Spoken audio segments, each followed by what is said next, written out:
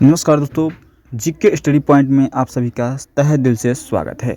इस सीरीज में देखेंगे मुगल वंश से टॉप 200 प्रश्न जो कि हर कॉम्पिटिटिव एग्जाम के लिए काफ़ी महत्वपूर्ण होगा। और इस वीडियो में टोटल 30 प्रश्न देखेंगे, ठीक है। यह पहला सीरीज है।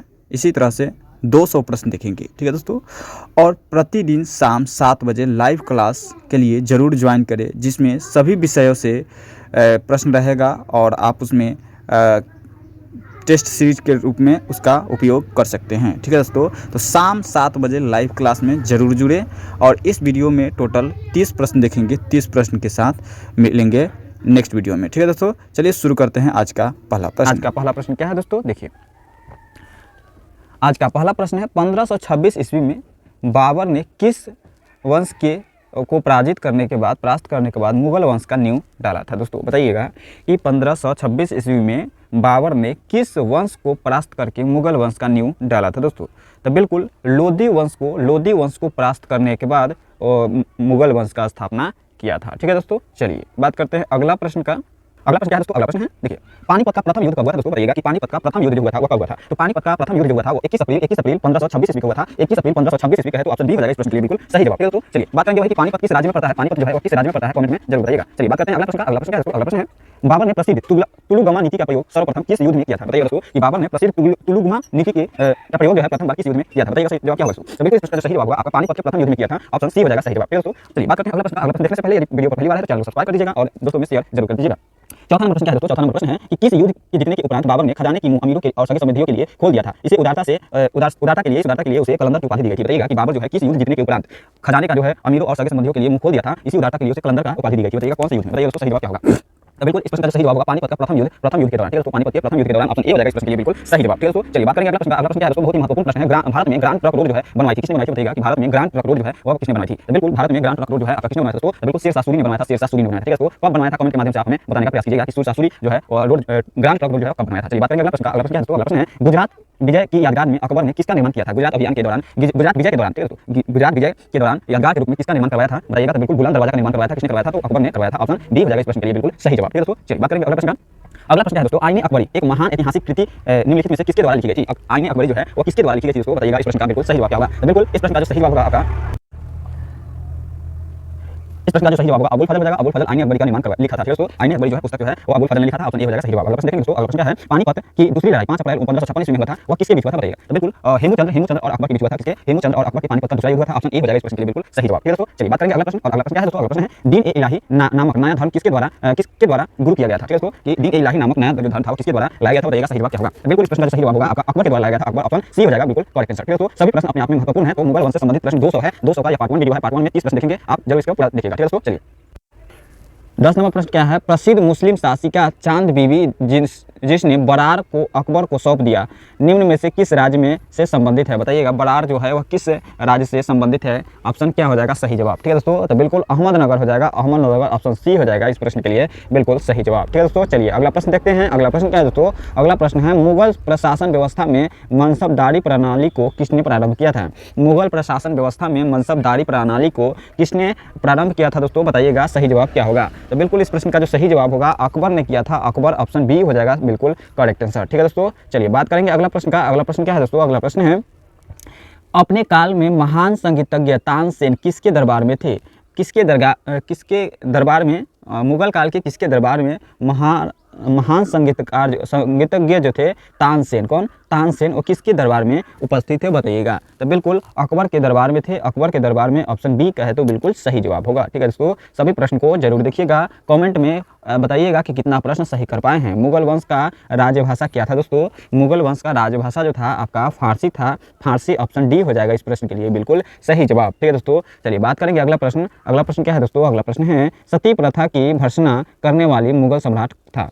सती प्रथा को भर्त्सना यानी अंत करने वाला भर्त्सना करने वाला मुगल सम्राट कौन था। बताइएगा सही जवाब। तो बिल्कुल सती प्रथा को भर्त्सना करने वाले जहांगीर थे। कौन थे दोस्तों? जहांगीर थे। जहांगीर, ऑप्शन डी हो जाएगा इस प्रश्न का सही जवाब। चलिए बात करेंगे अगला प्रश्न। अगला प्रश्न है किस युद्ध में भारत में मुगल राज्य की नींव पड़ी थी। किस युद्ध से भारत में मुगल वंश की नींव पड़ी थी दोस्तों? बताइएगा। तो बिल्कुल पानीपत के प्रथम युद्ध से नींव पड़ी थी, ठीक है दोस्तों।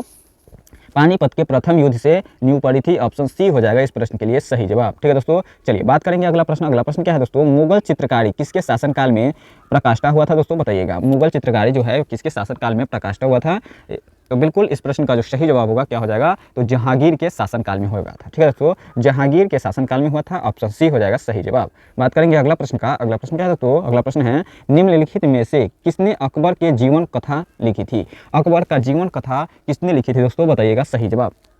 बिल्कुल इस प्रश्न का जो सही जवाब होगा अबुल फजल ने लिखी थी। अबुल फजल आईने अकबरी का रचना किया था, ऑप्शन ए हो जाएगा इस प्रश्न के लिए बिल्कुल करेक्ट आंसर। ठीक है दोस्तों, चलिए बात करेंगे अगला प्रश्न। अगला प्रश्न क्या है दोस्तों, अगला प्रश्न है कि किस मुगल शासक ने भारत के वनस्पति और प्राणी जगत, ऋतुओं, फलों और विशद विवरण का अपनी दैनंदिनी डायरी में किया है। दैनंदिनी यानी डायरी में किया है, किसका, कौन से शासक जो है उल्लेख किया है, बताइएगा सही जवाब क्या हो जाएगा। तो बिल्कुल इस प्रश्न का जो सही जवाब होगा आपका कुछ जहांगीर हो जाएगा। जहांगीर ऑप्शन बी हो जाएगा इस प्रश्न के लिए बिल्कुल सही जवाब। ठीक है दोस्तों, जहांगीर ने अपनी डायरी में वनस्पति, प्राणी जगत, ऋतु, फल, विशद इस सब का उल्लेख किया है। ठीक है दोस्तों, चलिए बात करेंगे अगला प्रश्न का। अगला प्रश्न क्या है दोस्तों, अगला प्रश्न है शेरशाह की महानता को घोतक क्या था।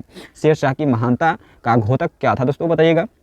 तो बिल्कुल शेरशाह की महानता का घोतक जो था वो क्या था दोस्तों, तो बिल्कुल प्रशासनिक सुधार था। क्या था, प्रशासनिक सुधार था, ऑप्शन सी हो जाएगा इस प्रश्न का सही जवाब। ठीक है दोस्तों, चलिए बात करेंगे अगला प्रश्न का। अगला प्रश्न है हुमायूं नामा का रचनाकार कौन था। हुमायूं नामा जो था वो किसने लिखा था, बताइएगा सही जवाब। हुमायूं नामा किसने लिखा था, बिल्कुल इस प्रश्न का जो सही जवाब होगा आपका गुलबदन बेगम ने लिखा था। किसने, गुलबदन बेगम ने लिखा था, ऑप्शन ए हो जाएगा इस प्रश्न का सही जवाब। कमेंट में बताइएगा दोस्तों कि हुमायूं नामा जो है वह किसके जीवन काल के बारे में बताया गया है। ठीक है दोस्तों, चलिए बात करेंगे अगला प्रश्न। अगला प्रश्न क्या है दोस्तों, अगला प्रश्न है अकबर के शासन में महाभारत का फारसी भाषा में अनुवाद किया गया था, वह किस नाम से जाना जाता है, बताइएगा। अकबर के शासन में महाभारत को फारसी भाषा में अनुवाद किया गया था, वह पुस्तक जो है किस नाम से जानते हैं, बताइएगा सही जवाब। तो बिल्कुल इस प्रश्न का जो सही जवाब होगा आपका ऑप्शन बी हो जाएगा रजमनामा। कौन सा, रजमनामा हो जाएगा। रजमनामा पुस्तक के नाम से जाना जाता है, ऑप्शन बी के साथ जाएगा बिल्कुल सही जवाब। ठीक है दोस्तों, चलिए बात करेंगे अगला प्रश्न कि किस मुगल सम्राट ने सैयद भाइयों की गिराया था। सैयद भाइयों को गिराया था, बताइएगा किस मुगल शासक ने। ठीक है दोस्तों, तो बिल्कुल कौन से मुगल शासक था जो सैयद भाइयों को गिराया था, तो बिल्कुल रफ़ी उद दौला था। कौन था दोस्तों, रफ़ी उद दौला, ऑप्शन बी हो जाएगा इस प्रश्न का सही जवाब। ठीक है दोस्तों, ईमानदारी से बताइएगा कि आप 30 प्रश्न में कितना प्रश्न सही कर पाए हैं। निम्नलिखित में से कौन अंतिम मुगल सम्राट थे दोस्तों, बताइएगा। अंतिम मुगल सम्राट की अगर बात किया जाए तो कौन थे दोस्तों, तो बिल्कुल इस प्रश्न का जो सही जवाब होगा बहादुर शाह जफर। कौन था, बहादुर शाह थे।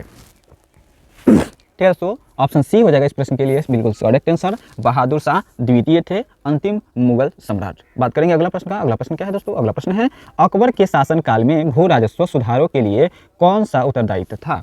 तो अकबर के शासनकाल में भू राजस्व सुधार के लिए उत्तरदायित्व जो थे वो कौन थे दोस्तों, तो बिल्कुल इस प्रश्न का जो सही जवाब होगा टोडरमल। कौन, टोडरमल थे। टोडरमल ऑप्शन बी के लिए हो जाएगा इस प्रश्न का बिल्कुल सही जवाब। ठीक है दोस्तों, चलिए बात करेंगे अगला प्रश्न का। और अगला प्रश्न है 25 नंबर, अकबर द्वारा बनाए गए उपासना भवन, अकबर द्वारा बनाया गया उपासना भवन जिसे पूजा गृह भी कहा जाता है का क्या नाम था, बताइएगा दोस्तों। उपासना भवन यानी पूजा गृह का क्या नाम था अकबर द्वारा जो बनाया गया था। तो बिल्कुल इस प्रश्न का जो सही जवाब होगा आपका इबादत खाना था। कौन सा दोस्तों, इबादत खाना के नाम से जाना जाता था। चलिए बात करेंगे अगला प्रश्न का। अगला प्रश्न है सुप्रसिद्ध संगीतज्ञ तानसेन और बैजू बावरा किसके शासनकाल में सुविख्यात थे। किसके शासनकाल में विख्यात थे दोस्तों, संगीतज्ञ जो थे वो तानसेन और बैजू बावरा। बताइएगा दोस्तों क्या हो जाएगा सही जवाब। तो बिल्कुल इस प्रश्न का जो सही जवाब होगा वो आपका अकबर के शासनकाल में विख्यात थे। अकबर ऑप्शन सी के साथ जाएगा बिल्कुल सही जवाब। बात करेंगे अगला प्रश्न का। अगला प्रश्न है रामचरितमानस के लेखक तुलसीदास किसके शासनकाल से संबंधित है। तो रामचरितमानस के लेखक जो थे तुलसीदास वो किसके शासनकाल से संबंधित है दोस्तों, तो बिल्कुल इस प्रश्न का जो सही जवाब होगा अकबर के शासनकाल से संबंधित है। अकबर ऑप्शन डी हो जाएगा सही जवाब। चलिए बात करेंगे अगला प्रश्न और इस वीडियो का 28 नंबर प्रश्न है, वह काफ़ी महत्वपूर्ण है, याद रखिएगा। किस युद्ध में बाबर ने जिहाद यानी धर्म युद्ध जिहाद का नारा दिया था। ठीक है दोस्तों, किस युद्ध में बाबर ने जिहाद का नारा दिया था, तमांग नामक को समाप्त किया था और युद्ध जीतने के उपरांत गाजी का उपाधि धारण किया था। बताइएगा दोस्तों, 3 प्रश्न हो जाएगा।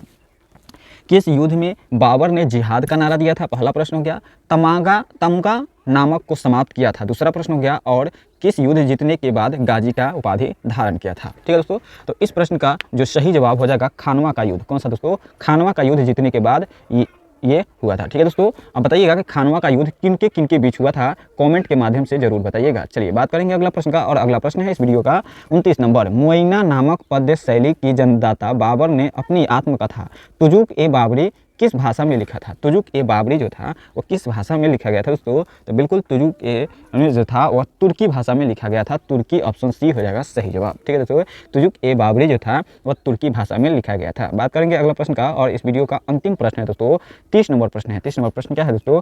बाबर मूल रूप से कहाँ का शासक था, बताइएगा। बाबर जो था मूल रूप से कहाँ के शासक था दोस्तों? तो बिल्कुल फरगना के शासक था। कहाँ के? फरगना के शासक था। ऑप्शन ए हो जाएगा इस प्रश्न के लिए बिल्कुल सही जवाब। ठीक है दोस्तों, टोटल प्रश्न आज 30 देखे। 30 प्रश्नों में कितना सही कर पाए हैं कमेंट में जरूर बताइएगा। मिलेंगे नेक्स्ट वीडियो में मुगल वंश से पार्ट 2 वीडियो लेकर के फिर कल। ठीक है दोस्तों, जय हिंद, जय भारत।